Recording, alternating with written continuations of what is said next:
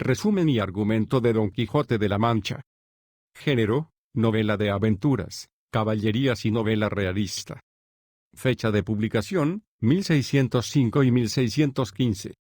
Es la primera obra genuinamente desmitificadora de la tradición caballeresca y cortés por su tratamiento burlesco. Representa la primera novela moderna y la primera novela polifónica. Como tal, ejerció un enorme influjo en toda la narrativa europea. Por considerarse el mejor trabajo literario jamás escrito, encabezó la lista de las mejores obras literarias de la historia, que se estableció con las votaciones de 100 grandes escritores de 54 nacionalidades a petición del Club Noruego del Libro y Bokklubben World Library en 2002. Así, fue la única excepción en el estricto orden alfabético que se había dispuesto. Estructura. La novela consta de 2 partes: el ingenioso hidalgo Don Quijote de la Mancha, publicada con fecha de 1605, aunque impresa en diciembre de 1604, momento en que ya debió poder leerse en Valladolid, y la segunda parte del ingenioso caballero Don Quijote de la Mancha, publicada en 1615. Cervantes redactó en agosto de 1604 el prólogo y los poemas burlescos que preceden a la primera parte, fecha en la que ya debía haber presentado el original para su aprobación al Consejo Real, ya que los trámites administrativos y la preceptiva aprobación por la censura se completaron el 26 de septiembre, cuando consta la firma del privilegio real. De la edición se encargó don Francisco de Robles, librero del Rey Nuestro Señor, que invirtió en ella entre 7 y 8 mil reales, de los cuales una quinta parte correspondía al pago del autor. Robles encargó la impresión de esta primera parte a la casa de Juan de la Cuesta, una de las imprentas que habían permanecido en Madrid después del traslado de la corte a Valladolid, que terminó el trabajo el 1 de diciembre, muy rápidamente para las condiciones de la época y con una calidad bastante mediocre, de un nivel no superior al habitual entonces en las imprentas españolas. Esta edición Princeps de 1604 contiene además un número elevadísimo de erratas que multiplica varias veces las encontradas en otras obras de Cervantes de similar extensión. Los primeros ejemplares debieron enviarse a Valladolid, donde se expedía la tasa obligatoria que debía insertarse en los pliegos de cada ejemplar y que se fechó a 20 de diciembre, por lo que la novela debió estar disponible en la entonces capital la última semana del mes, mientras que en Madrid probablemente se tuvo que esperar a comienzos del año 1605.5. Esta edición se reimprimió en el mismo año y en el mismo taller. De forma que hay en realidad 2 ediciones autorizadas de 1605, y son ligeramente distintas. La diferencia más importante es que el robo del rucio de Sancho, desaparecido en la primera edición, se cuenta en la segunda, aunque fuera de lugar. Hubo, también, 2 ediciones pirata publicadas el mismo año en Lisboa. Hay una teoría de que existió antes una novela más corta, en el estilo de sus futuras novelas ejemplares. Ese escrito, si es que existió, está perdido, pero hay muchos testimonios de que la historia de Don Quijote, sin entenderse exactamente a qué se refiere o la forma en que la noticia se circulara, fue conocida en círculos literarios antes de la primera edición. Por ejemplo, el toledano Ibrahim Taibili, de nombre cristiano Juan Pérez, y el escritor morisco más conocido entre los establecidos en Túnez tras la expulsión general de 1609-1612, narró una visita en 1604 a una librería en Alcalá en donde adquirió las epístolas familiares y el reloj de príncipes de Fray Antonio de Guevara y la historia imperial y cesárea de Pedro Mexía. En ese mismo pasaje se burla de los libros de caballerías de moda y cita como obra conocida el Quijote. Eso le permitió a Jaime Oliverasín añadir un dato a favor de la posible existencia de una discutida edición anterior a la de 1605. Tal hipótesis ha sido desmentida por Francisco Rico. La primera parte está dividida, a imitación del Amadís de Gaula, en 4 partes. Conoció un éxito formidable aunque como obra cómica, no como obra seria, y hubo varias reediciones y traducciones, unas autorizadas y otras no. No supuso un gran beneficio económico para el autor, quien había vendido todo el derecho de la obra a su editor Francisco de Robles. Por otra parte, el ataque a Lope de Vega en el prólogo y las críticas del teatro del momento en el discurso del canónigo de Toledo supusieron atraer la inquina de los lopistas y del propio Lope, quien, hasta entonces, había sido amigo de Cervantes. Eso motivó que, en 1614, saliera una segunda parte apócrifa de la obra bajo el nombre autoral, inventado o real, de Alonso Fernández de Avellaneda, y con pie de imprenta falso. En el prólogo se ofende gravemente a Cervantes tachándolo de envidioso, en respuesta al agravio infligido a Lope. No se tienen noticias de quién era este Fernández de Avellaneda, pero se han formulado teorías muy complejas al respecto. Además, existió un personaje coetáneo, cura de Avellaneda, que pudo ser el autor. Un importante cervantista, Martín de Riquer, sospecha que fue otro personaje real, Jerónimo de Pasamonte, un militar compañero de Cervantes y autor de un libro autobiográfico, agraviado por la publicación de la primera parte, en la que aparece como el galeote Ginés de Pasamonte. Y es incluso posible que se inspirara en la continuación que estaba elaborando Cervantes.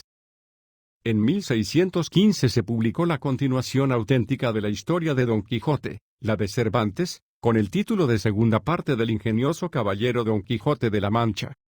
En ella, el novelista jugaría con el hecho de que el protagonista se entera de que ya la gente ha empezado a leer la primera parte de sus aventuras, en que, tanto él como Sancho Panza, aparecen nombrados como tales, además de la existencia de la segunda parte espuria. La que después llamaríamos primera parte originalmente se llamó El ingenioso hidalgo Don Quijote de la Mancha y consta de 52 capítulos, separados a su vez en 4 partes de 8, 6, 14 y 24 capítulos respectivamente. Empieza con un prólogo en el que Cervantes se burla de la erudición pedantesca y con unos poemas cómicos, a manera de preliminares, compuestos en alabanza de la obra por el propio autor, quien lo justifica diciendo que no encontró a nadie que quisiera alabar una obra tan extravagante como esta, como sabemos por una carta de Lope de Vega. En efecto, se trata, como dice el cura en el capítulo 47 de la primera parte, de una escritura desatada, libre de normativas, que mezcla lo lírico, épico, trágico, cómico y donde se entremeten en el desarrollo historias de varios géneros, como por ejemplo, Grisóstomo y la pastora Marcela, la novela del curioso impertinente, la historia del cautivo, el discurso sobre las armas y las letras, el de la Edad de Oro, la primera salida de Don Quijote solo y la segunda con su inseparable escudero Sancho Panza. Cervantes, como narrador homodiegético, esto es, que interviene a la par como narrador y personaje, explica que no tenía los manuscritos de la continuación de la novela que, como ingenioso recurso literario, atribuye a un autor árabe, pero que los encontró casualmente paseando en Toledo, de modo que podrá seguir relatando las aventuras de Don Quijote, después de que consiga quien le traduzca los caracteres que conocí ser arábigos. La novela comienza describiéndonos a un hidalgo pobre cuyo exacto nombre solo se revelará al final de la obra, Alonso Quijano, oriundo de un lugar indeterminado de la Mancha, quien enloquece leyendo libros de caballerías y se cree un caballero andante medieval. Se coloca un nombre sugerente, Don Quijote de la Mancha, bautiza a su caballo como Rocinante, reconstruye las armas de sus bisabuelos y elige a la dama de quien estar enamorado. Sin que nadie lo vea se lanza al campo en su primera salida, pero con sobresalto recuerda que no ha sido armado caballero, por lo que llegando a una venta, que él confunde con un castillo, al ventero con el castellano y a unas prostitutas como damas, todo al modo de sus libros, decide hacer allí la vela de armas y convence al posadero para que le dé el espaldarazo. Por fin, en una satírica ceremonia Don Quijote es armado caballero por el ventero y a partir de este momento reanuda su cabalgata con mayor brío. Le suceden toda suerte de tragicómicas aventuras en las que, impulsado en el fondo por la bondad y el idealismo, busca desfacer agravios y ayudar a los desfavorecidos y desventurados. Profesa un profundo amor platónico a su dama Dulcinea del Toboso, que es, en realidad, una moza labradora de muy buen parecer, Aldonza Lorenzo. En su primera aventura intenta salvar a un mozo llamado Andrés de los azotes de su empleador, lo que termina en mayor perjuicio para el joven. Luego, en un cruce de caminos, desafía a todo un grupo de comerciantes a que reconozcan que su dama es la más bella del mundo, sin siquiera verla. Apaleado por uno de los comerciantes es encontrado por un vecino suyo quien, a lomo de su cabalgadura, lo devuelve a la aldea, donde es atendido por su sobrina y el ama de la casa. El cura y el barbero del lugar someten la biblioteca de Don Quijote a un expurgo, y queman parte de los libros que le han hecho tanto mal, haciéndole creer que han sido unos encantadores quienes han hecho desaparecer su colección. El recurso a las manipulaciones de los encantadores será permanente en el discurso de la obra, encantadores que le desfigurarán a cada paso la realidad a Don Quijote permitiéndole explicar sus fracasos. En el intertanto de la primera y segunda salida Don Quijote requiere los servicios como escudero de su vecino, un labrador llamado Sancho Panza, a quien le promete grandes mercedes, en especial hacerlo gobernador de algún reino que conquiste en sus aventuras. Aparece entonces el otro personaje fundamental en la novela, que le permite a Don Quijote dialogar y que contrapesará su extremo idealismo. Una vez más, en su segunda salida, esta vez acompañado por su escudero Sancho, Don Quijote se lanza por el campo de Montiel en demanda de ejercer su nuevo oficio. En este momento ocurre su más famosa aventura. Don Quijote lucha contra unos gigantes, que no son otra cosa que molinos de viento, pese a las advertencias de su escudero. A partir de aquí se suceden numerosas aventuras, la mayor parte de las cuales terminan mal. No obstante, en la primera de ellas, Don Quijote obtiene una auténtica victoria al derrotar a un joven, fuerte y pendenciero vizcaíno en un verdadero duelo a muerte, aunque pone en aprieto a una distinguida dama transeúnte en un carruaje, a quien desea proteger contra su voluntad. Pronto, amo y escudero se topan con la desgracia al ser apaleados por una turba de arrieros por causa de Rocinante, que se acercó en demasía a sus yeguas. Maltrechos, Don Quijote y Sancho van a dar a una venta en donde intentan reposar. En la posada, amo y mozo protagonizan un hilarante escándalo nocturno, al confundir Don Quijote en su imaginación a una desaliñada prostituta llamada Maritornes con la hija del ventero, a quien cree enamorada de él. Esto despierta la cólera de un arriero, quien muele a golpes a Don Quijote y a Sancho. Por la mañana, después de que Don Quijote probara de su mágico bálsamo de fierabrás, ambos se marchan, no sin antes que Sancho, con gran vergüenza suya, fuese manteado en el aire por un grupo de cardadores que se alojaban en el lugar.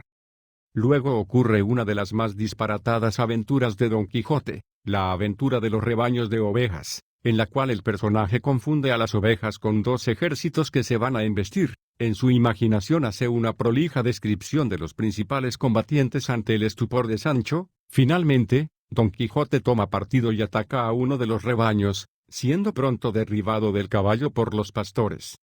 Esa noche Don Quijote ataca a una procesión de enlutados monjes benedictinos que acompañaban a un ataúd a su sepultura en otra ciudad. Luego, amo y mozo velan en un bosque donde escuchan unos fuertes ruidos que inducen a Don Quijote a creer que hay otros gigantes en las cercanías, aunque, realmente, son solo los golpes de unos batanes en el agua. Al día siguiente a Don Quijote le ocurre la alta aventura y rica ganancia del yelmo de Mambrino, en la cual arrebata a un barbero la famosa bacía que ha inmortalizado la representación plástica y gráfica de su figura. Luego, ocurre una nueva y grotesca aventura, en la cual Don Quijote deforma hasta el extremo el ideal caballeresco de liberar a los cautivos, la liberación por la fuerza de un grupo de galeotes llevados por la justicia del rey a cumplir su pena. Los galeotes, liberados por Ginés de Pasamonte, pagan muy mal el favor, apedreando a sus liberadores, con gran vergüenza de Don Quijote. Don Quijote y Sancho se internan a continuación en Sierra Morena. En este lugar ocurren diversas situaciones: la extraña desaparición del rucio, el jumento de Sancho, hecho no consignado en la primera edición y enmendado en las posteriores, aunque no satisfactoriamente. Imitando a Amadís de Gaula, Don Quijote decide hacer penitencia y en cierto momento declara ante el sorprendido Sancho su secreto más íntimo, quien es en verdad Dulcinea del Toboso. Conocen a un nuevo personaje, Cardenio, quien da muestra de desquiciamiento producto de una gran frustración amorosa. Don Quijote envía a Sancho con una carta a Dulcinea, lo que obliga a este a partir en dirección al Toboso. Mientras esto ocurre, sus convecinos, el cura y el barbero, han seguido el rastro de Don Quijote y en el camino se encuentran con Sancho, quien regresa con su señor y le miente acerca del éxito de su viaje. También dan con una moza llamada Dorotea, quien, sola, va en busca de ajustar cuentas sentimentales con el hombre que le arrebató su honra. Convencen a Dorotea de participar en un intrincado plan para devolver a Don Quijote a su aldea. Se hace pasar por una princesa llamada Micomicona, cuyo reino está siendo aterrorizado por un gigante. La princesa, el cura y el barbero disfrazados, se presentan ante Don Quijote. La princesa le pide que la acompañe para que mate al gigante y libere a su reino.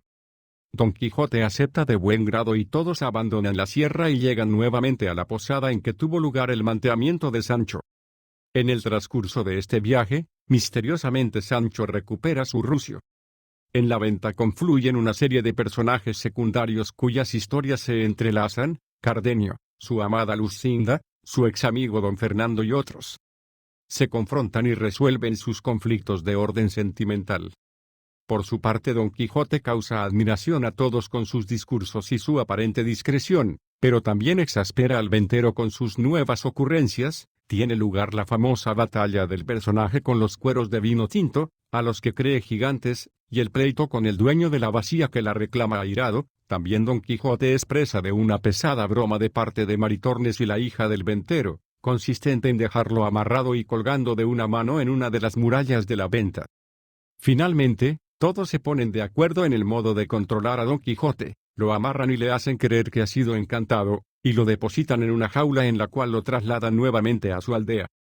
Por su parte, Sancho se da cuenta del embuste, pero Don Quijote no le hace caso, creyéndose hechizado. Después de algunas peripecias retornan a su pueblo, donde nuevamente el protagonista es atendido por su sobrina y el ama. Hasta aquí llega la primera parte. Como epílogo, a manera de los libros de caballerías, Cervantes simula una serie de epitafios en honor de Don Quijote y promete una tercera salida. En todas las aventuras, amo y escudero mantienen amenas conversaciones. Poco a poco, revelan sus personalidades y fraguan una amistad basada en el respeto mutuo, aunque Sancho claramente se da cuenta de la locura de su señor y se aprovecha de esto para deformarle la realidad, generalmente para salir de aprietos en que él lo coloca. El Quijote ha sufrido, como cualquier obra clásica, todo tipo de interpretaciones y críticas. Miguel de Cervantes proporcionó en 1615, por boca de Sancho, el primer informe sobre la impresión de los lectores, entre los que hay diferentes opiniones. Unos dicen, loco, pero gracioso; otros, valiente, pero desgraciado; otros, cortés, pero impertinente. Pareceres que ya contienen las dos tendencias interpretativas posteriores, la cómica y la seria. Sin embargo, la novela fue recibida en su tiempo como un libro, en palabras del propio Cervantes, de entretenimiento, como regocijante libro de burlas o como una divertidísima y fulminante parodia de los libros de caballerías. Intención que, al fin y al cabo, quiso mostrar el autor en su prólogo y en el párrafo final de la segunda parte, si bien no se le ocultaba que había tocado en realidad un tema mucho más profundo que se salía de cualquier proporción. Toda Europa leyó Don Quijote como una sátira. Los ingleses, desde 1612 en la traducción de Thomas Shelton. Los franceses, desde 1614 gracias a la versión de César Oudin, aunque en 1608 ya se había traducido el relato El curioso impertinente. Los italianos desde 1622, los alemanes desde 1648 y los holandeses desde 1657, en la primera edición ilustrada. La comicidad de las situaciones prevalecía sobre la sensatez de muchos parlamentos. La interpretación dominante en el siglo XVIII fue la didáctica. El libro era una sátira de diversos defectos de la sociedad y, sobre todo, pretendía corregir el gusto estragado por los libros de caballerías. Junto a estas opiniones, estaban las que veían en la obra un libro cómico de entretenimiento sin mayor trascendencia. La Ilustración se empeñó en realizar las primeras ediciones críticas de la obra, la más sobresaliente de las cuales no fue precisamente obra de españoles, sino de ingleses, la magnífica de John Bowle, que avergonzó a todos los españoles que presumían de cervantistas, los cuales ningunearon como pudieron esta cima de la anecdótica cervantina, por más que se aprovecharon de ella a manos llenas. El idealismo neoclásico hizo a muchos señalar numerosos defectos en la obra, en especial, atentados contra el buen gusto, como hizo Valentín de Foronda, pero también contra la ortodoxia del buen estilo. El neoclásico Diego Clemensin destacó de manera muy especial en esta faceta en el siglo XIX. Pronto empezaron a llegar las lecturas profundas, graves y esotéricas. Una de las más interesantes y aún poco estudiada es la que afirma, por ejemplo, que El Quijote es una parodia de la autobiografía escrita por San Ignacio de Loyola, que circulaba manuscrita y que los jesuitas intentaron ocultar.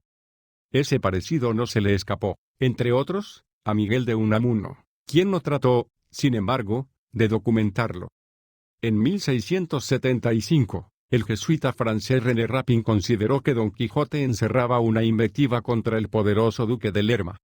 El acometimiento contra los molinos y las ovejas por parte del protagonista sería, según esta lectura, una crítica a la medida del duque de rebajar, añadiendo cobre, el valor de la moneda de plata y de oro, que desde entonces se conoció como moneda de molino y de vellón. Por extensión, sería una sátira de la nación española. Esta lectura que hace de Cervantes desde un antipatriota hasta un crítico del idealismo, del empeño militar o del mero entusiasmo, resurgirá a finales del siglo XVIII en los juicios de Voltaire, d'Alembert, Horace Walpole y el intrépido Lord Byron. Para este último, Don Quijote había asestado con una sonrisa un golpe mortal a la caballería en España. A esas alturas, por suerte, Henry Fielding, el padre de Tom Jones, ya había convertido a Don Quijote en un símbolo de la nobleza y en modelo admirable de ironía narrativa y censura de costumbres sociales. La mejor interpretación dieciochesca de Don Quijote la ofrece la narrativa inglesa de aquel siglo, que es, al mismo tiempo, el de la entronización de la obra como ejemplo de neoclasicismo estético, equilibrado y natural. Algo tuvo que ver el valenciano Gregorio Mayans y Ciscar, que en 1738 escribió, a manera de prólogo a la traducción inglesa de ese año, la primera gran biografía de Cervantes. Las ráfagas iniciales de lo que sería el huracán romántico anunciaron con toda claridad que se acercaba una transformación del gusto que iba a divorciar la realidad vulgar de los ideales y deseos. José Cadalso había escrito en sus cartas marruecas en 1789 que en Don Quijote el sentido literal es uno y el verdadero otro muy diferente. El romanticismo alemán trató de descifrar el significado verdadero de la obra. Friedrich von Schlegel asignó a Don Quijote el rango de precursor a culminación del arte romántico en su diálogo sobre la poesía de 1800. Un par de años después, Friedrich W. J. Schelling, en su filosofía del arte, estableció los términos de la más influyente interpretación moderna, basada en la confrontación entre idealismo y realismo, por la que Don Quijote quedaba convertido en un luchador trágico contra la realidad grosera y hostil en defensa de un ideal que sabía irrealizable. A partir de ese momento, los románticos alemanes vieron en la obra la imagen del heroísmo patético. El poeta Heinrich Heine contó en 1837, en el lúcido prólogo a la traducción alemana de ese año, que había leído Don Quijote con afligida seriedad en un rincón del jardín palatino de Düsseldorf, apartado en la avenida de los suspiros, conmovido y melancólico. Don Quijote pasó de hacer reír a conmover, de la épica burlesca a la novela más triste. Los filósofos Hegel y Arthur Schopenhauer proyectaron en los personajes cervantinos sus preocupaciones metafísicas.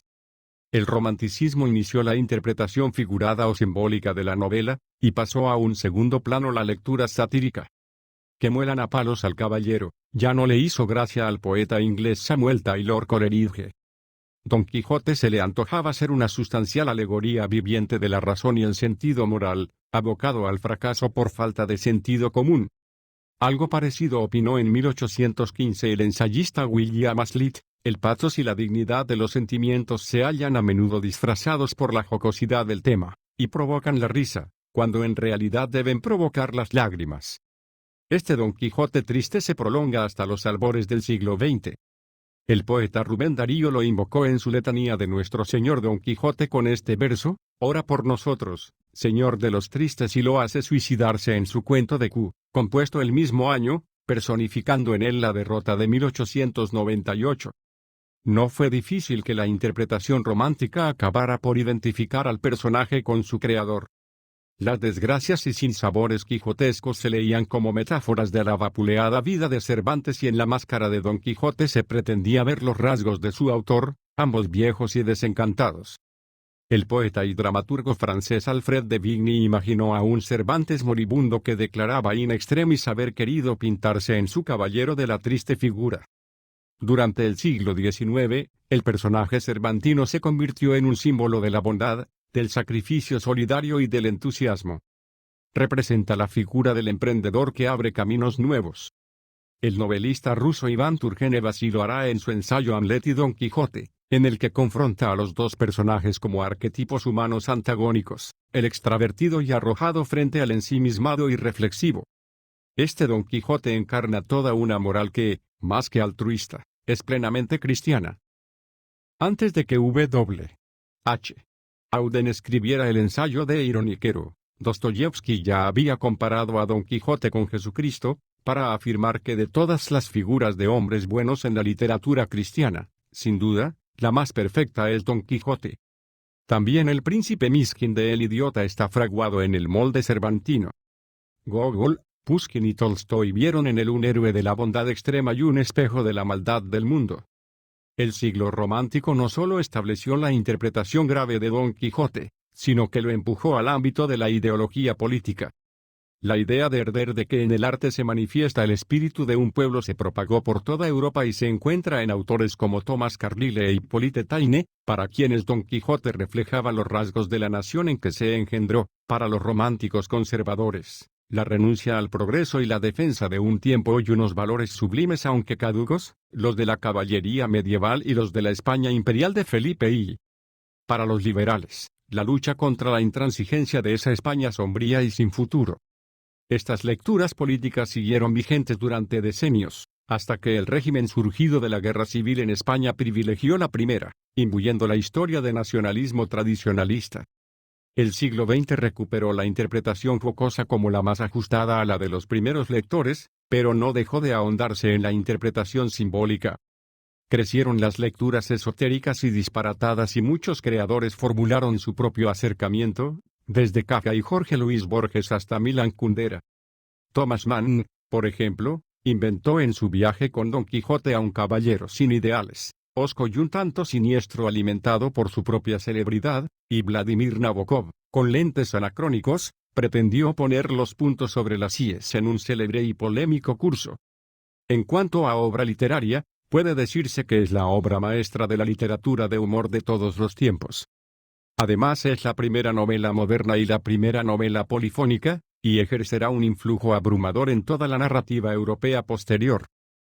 En primer lugar, aportó la fórmula del realismo, tal como había sido ensayada y perfeccionada en la literatura castellana desde la Edad Media.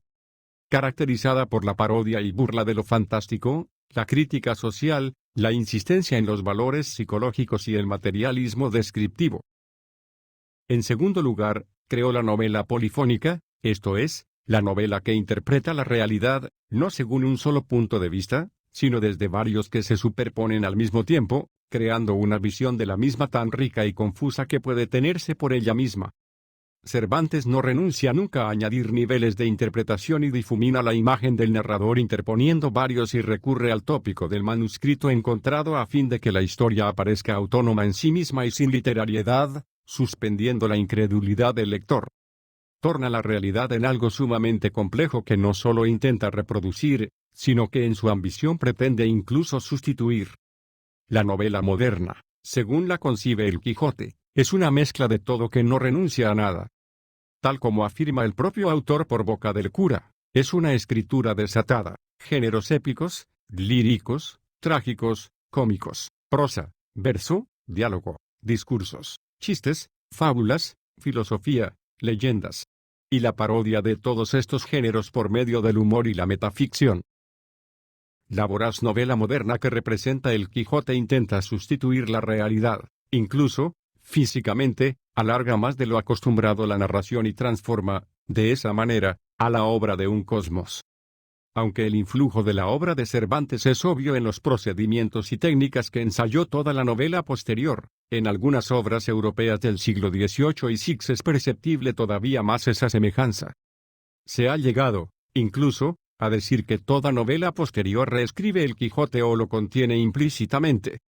Así, por ejemplo, uno de los lectores de Don Quijote, el novelista policíaco Jim Thompson, afirmó que hay unas cuantas estructuras novelísticas, pero solo un tema: las cosas no son lo que parecen.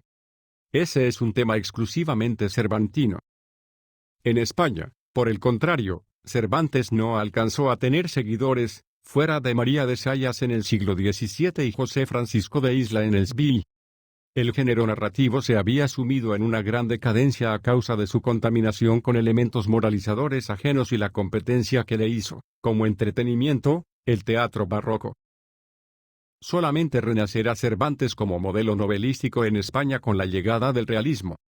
Benito Pérez Galdós, gran conocedor de Don Quijote, del que se sabía capítulos enteros, será un ejemplo de ello con su abundante producción literaria. Paralelamente, la novela suscitó gran número de traducciones y estudios, suscitando una rama entera de los estudios de filología hispánica, el cervantismo nacional e internacional. Fin.